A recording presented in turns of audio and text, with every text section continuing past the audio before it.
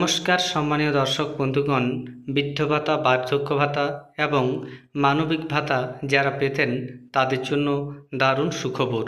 পশ্চিমবঙ্গ সরকারের তরফ থেকে দুটো নোটিফিকেশন জারি করা হয়েছে।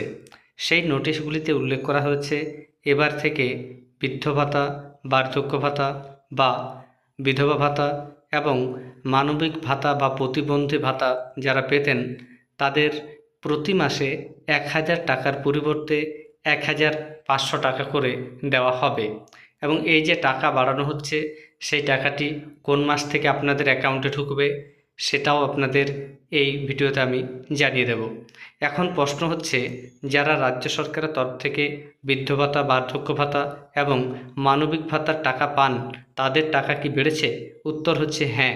যারা রাজ্য সরকারের তহবিল থেকে বৃদ্ধ ভাতা, বার্ধক্য ভাতা বা মানবিক ভাতা পেতেন তাদের টাকা যেমন বেড়েছে, একইভাবে যারা কেন্দ্র সরকারের তরফ থেকে বৃদ্ধ ভাতা, বার্ধক্য ভাতা বা প্রতিবন্ধী ভাতার সুবিধা পেতেন তাদেরও টাকা বাড়িয়ে ১,০০০ টাকার পরিবর্তে ১,৫০০ টাকা করা হয়েছে। এই নোটিশে আপনারা দেখতে পাচ্ছেন পরিষ্কার উল্লেখ রয়েছে, কেন্দ্র সরকারের তরফ থেকে যারা বৃদ্ধ ভাতা, বার্ধক্য ভাতা বা প্রতিবন্ধী ভাতা পেতেন তাদের টাকা ১,০০০ থেকে বাড়িয়ে ১,৫০০ টাকা করা হয়েছে।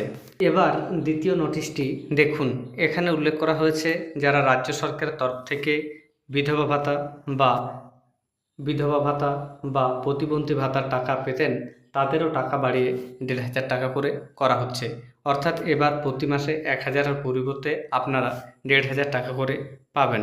এবং এই যে পেনশনের টাকাটি আপনারা ১,৫০০ টাকা করে পাবেন সেটি কোন মাস থেকে পাবেন সেটাও আপনাদের দেখিয়ে দিচ্ছি। সরকারের তরফ থেকে জারি করা নোটিফিকেশনটিকে আমি বাংলায় অনুবাদ করে নিয়েছি। এখানে দেখতে পাচ্ছেন লেখা রয়েছে, মাসিক আর্থিক সহায়তা ১/৮/২০২৬ তারিখ থেকে কার্যকরভাবে বৃদ্ধি করা হলো।